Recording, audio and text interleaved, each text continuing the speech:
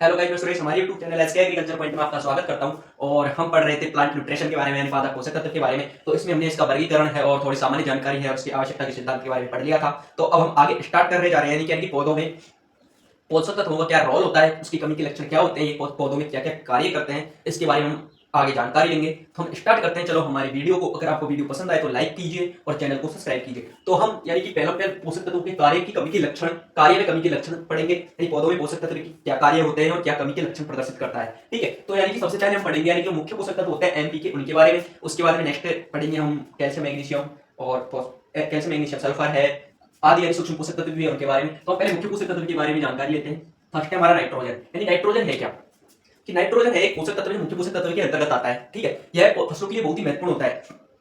Nitrogen है जो पौधे नाइट्रोजन को नाइट्रेट के रूप में ग्रहण करते हैं, यानी कि अधिकतर पौधे हैं जो नाइट्रोजन को नाइट्रेट के रूप में ग्रहण करते हैं। नाइट्रेट होता है NO3- के रूप में ग्रहण करते हैं। लेकिन चावल, चाय, आलू और गन्ना, ये चार मुख्य फसलें हैं, चावल, चाय, आलू, गन्ना, जो नाइट्रोजन को किस रूप में ग्रहण करती है, अमोनियम के रूप में ग्रहण करती है। ठीक है, यानी कि अधिकतर पौधे हैं जो नाइट्रोजन को नाइट्रेट के रूप में ग्रहण करते हैं, लेकिन चावल, चाय, आलू, गन्ना अमोनियम के रूप में ग्रहण करता है। ठीक है, इसकी आगे बात करते हैं कि नाइट्रोजन है जो एक कार्बनिक पदार्थ का मुख्य स्रोत होता है। किसका, यानी कि कार्बनिक पदार्थ का।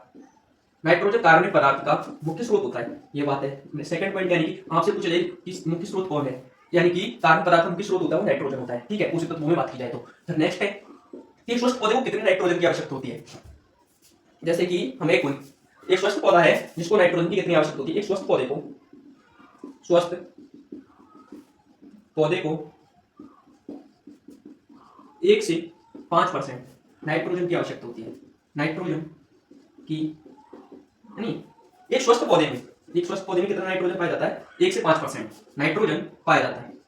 ठीक है, पाया जाता है। एक बात बोलूं कि ये नाइट्रोजन है जो भारत की मृदाओं में इसकी बहुत कमी पाई जाती है ना, यानी कि ये अधिकतर नाइट्रोजन की कमी जो भारतीय मृदाओं में अधिकतर पाई जाती है। तो यानी कि भारतीय मृदाओं में नाइट्रोजन कितना पाया जाता है, यानी कि अगर बात की जाए कि भारत में, यानी भारतीय मृदाओं में नाइट्रोजन की कितनी मात्रा होती है, मृदा में जो नाइट्रोजन की मात्रा होती है वो होती है 0.1% से 0.5%।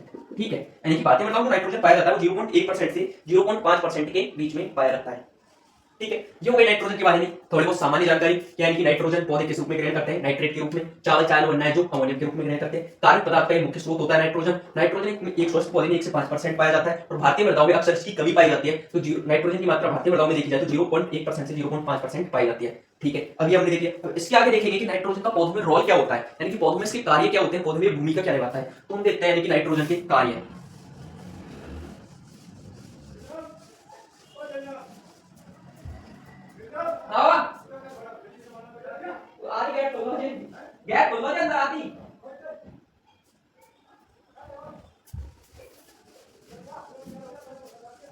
है ना, तो यानी कि नाइट्रोजन का पौधों में क्या रोल होता है और यानी कि क्या क्या कार्य करता है पौधों में नाइट्रोजन। तो अगर इसके कार्य देखी जाए तो क्या देखा जाए, कार्य। ठीक है, फर्स्ट बात करते हैं, यह पौधों की वानस्पतिक वृद्धि में सहायक होता है, यानी कि पौधे की वानस्पतिक वृद्धि होती है उसमें सहायक होता है। फर्स्ट पॉइंट क्या, पौधे की वानस्पतिक वृद्धि में सहायक, पौधे की वानस्पतिक वृद्धि में सहायक, वानस्पतिक वृद्धि में सहायक। ठीक है, फर्स्ट पॉइंट क्या होता है, ये पौधों की वानस्पतिक वृद्धि में सहायक होता है। सेकंड है, ये प्रोटीन व एमिनो अम्लों के निर्माण में सहायक, प्रोटीन व एमिनो अम्लों के निर्माण में सहायक, एमिनो अम्लों के निर्माण में सहायक। ठीक, नाइट्रोजन किन किन चीजों में सहायक होता है, कि वानस्पतिक वृद्धि में सहायक होता है और निर्माण में सहायक होता है प्रोटीन व एमिनो अम्लों के। ठीक, 2 पॉइंट हो गए। तीसरा पॉइंट है कि चारे वाली फसलों व हरी सब्जियों में गुणवत्तायुक्त पोषक तत्व है, यानी कि हरी सब्जियों में क्या है, गुणवत्तायुक्त पोषक तत्व है। यानी कि इसको चारे वाली फसलों में और हरी सब्जियों में उपयोग करना ही एक अच्छी बात है, गुणवत्तायुक्त पोषक तत्व इंपॉर्टेंस रखता है, गुणवत्तायुक्त पोषक तत्व है। ठीक, यानी कि नाइट्रोजन में पौधों की वानस्पतिक वृद्धि में सहायक होता है, प्रोटीन व एमिनो अम्लों के निर्माण में सहायक होता है, चारे वाली फसलों में हरी सब्जियों में गुणवत्तायुक्त पोषक तत्व है। ठीक है, इसके बाद में अगर इसकी बात की जाए तो इसका महत्वपूर्ण एक रोल है, यानी कि इसका महत्वपूर्ण कार्य और है जो यानी कि अक्सर एग्जाम में पूछा जाता है और पूछा भी गया है बहुत बार। तो अगर इसकी देखी जाए तो जो ये इंपॉर्टेंट है, ये चौथा ही है, इसमें सबसे ज्यादा इंपॉर्टेंट है वो चौथा है ना, कि अगर मैग्नीशियम के बाद में अगर देखा जाए तो क्लोरोफिल की पोरफायरिन संरचना होती है, यानी कि मैग्नीशियम के बाद, फर्स्ट में मैग्नीशियम होता है उस चीज में यानी उसके निर्माण में, लेकिन मैग्नीशियम के बाद क्लोरोफिल की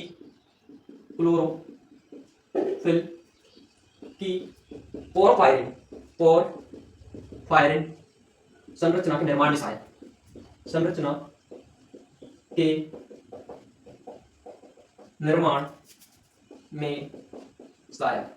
ठीक है, तो हमने रोल लिख लिया है कि यानी कि नाइट्रोजन के मुख्य रूप से चार कार्य हैं। ऐसे थे कोशिका, यानी कि कोई भी पोषक तत्व, हर पोषक तत्व कोशिका विभाजन में सहायक होता है। तो हम वो भी लिख सकते हैं अगर आपको पढ़ने पेज अच्छी तरीके से वो, यानी कि पेज है जो अच्छी तरीके से भरने हो, यानी कि ये जैसे 12th क्लास के एग्जाम देते हैं हम, यानी कि 12th क्लास के तो एग्जाम लग चुकी है, लेकिन अगर हम बीएससी एग्रीकल्चर कर रहे हो और उसमें यानी कि हमें अच्छा खासा मैटर लिखना होता है, तो हम ये चार तो मेन पॉइंट है ही है। इसके अलावा हम पेज बढ़ाने के लिए कि कोशिका विभाजन में सहायक होता है और यह एक फसलों के लिए महत्वपूर्ण पोषक तत्व है, चारे वाली फसलों के लिए महत्वपूर्ण पोषक तत्व है, ऐसे हम लिख सकते हैं। तो यानी कि चार पॉइंट पौधों की वानस्पतिक वृद्धि में सहायक होता है, प्रोटीन और एमिनो अम्लों के निर्माण में सहायक होता है, चारे वाली फसलों में, हरी सब्जियों में गुणवत्ता युक्त पोषक तत्व है। बात की मैग्नीशियम के बाद क्लोरोफिल पोरफायरिन की संरचना में निर्माण में सहायक होता है। फर्स्ट रूप से मैग्नीशियम होता है क्लोरोफिल की पोरफायरिन संरचना के निर्माण में सहायक। ठीक है, इसके बाद में हम देखेंगे इसकी कमी क्या क्या होती है, कमी के लक्षण क्या क्या होते हैं, कि पौधों में इसकी कमी के लक्षण क्या होते हैं, इसके बारे में जानकारी लेते हैं। तब तक को उतार लो।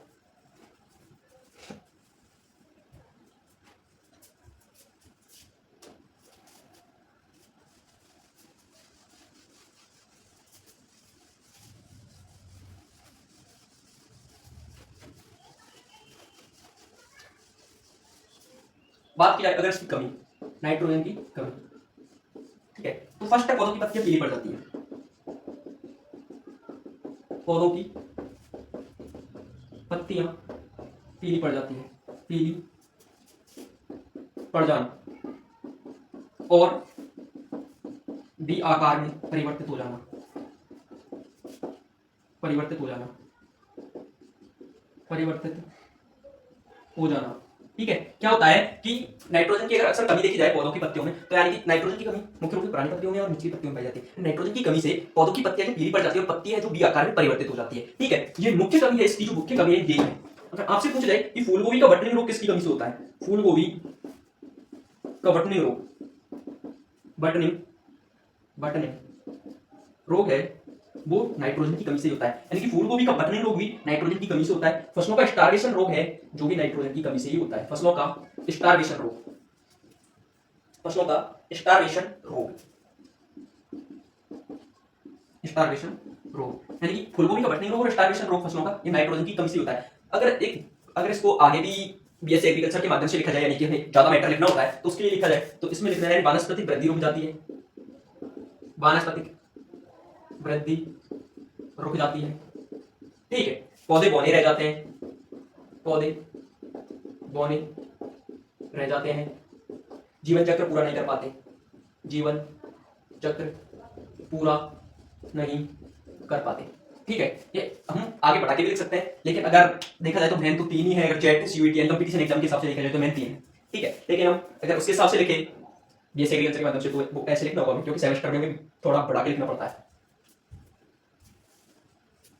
अब हमने कमी तो देख ली नाइट्रोजन की, अब इसके बाद में नाइट्रोजन की अधिकता से क्या होता है ये भी तो देखना है भाई। इसकी कमी हो गई, चलो हमने देख लिया, इसकी अधिकता से क्या होता है ये भी देखते हैं।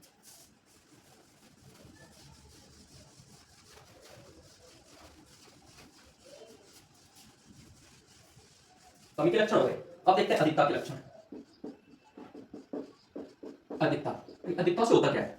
ठीक है, तो नाइट्रोजन की अधिकता होती है पौधों में, तो क्या होता है कि अगर इसकी अधिकता हुई तो दाने की अपेक्षा चारे की उत्पादन अधिक होगा। दाने की अपेक्षा चारे का उत्पादन अधिक, अपेक्षा चारे का उत्पादन अधिक। ठीक है, दाने की अपेक्षा चारे का उत्पादन अधिक। दूसरा वानस्पतिक वृद्धि, वानस्पतिक वृद्धि अधिक होने से, अधिक होने से कीट व रोगों का प्रकोप, रोगों का प्रकोप। ठीक है, अब कीट और रोगों का प्रकोप क्यों होता है? क्योंकि अगर नाइट्रोजन अधिक देंगे तो पौधा हरापन ज्यादा रहेगा, तो इससे ज्यादा देर तक, ज्यादा दिन तक हरापन रहेगा, कीट व रोग का प्रकोप भी अधिक ही होगा। ठीक है, इसके बाद में देखा जाए कि इसका सूचक पौधा कौन कौन सा है ना, तो गोभी के दोनों पौधे, फूलगोभी, पत्ता गोभी, जो इसके सूचक पौधे यानी नाइट्रोजन की सूचक पौधे की बात की जाए तो नाइट्रोजन के सूचक पौधे तो वो हैं फूलगोभी, फूलगोभी और पत्ता गोभी, फूलगोभी और पत्ता गोभी। ठीक, आज की क्लास में यहीं तक। आगे क्लास में अगर आपको वीडियो पसंद आई हो तो लाइक कीजिए और चैनल को सब्सक्राइब कीजिए। तब तक के लिए धन्यवाद।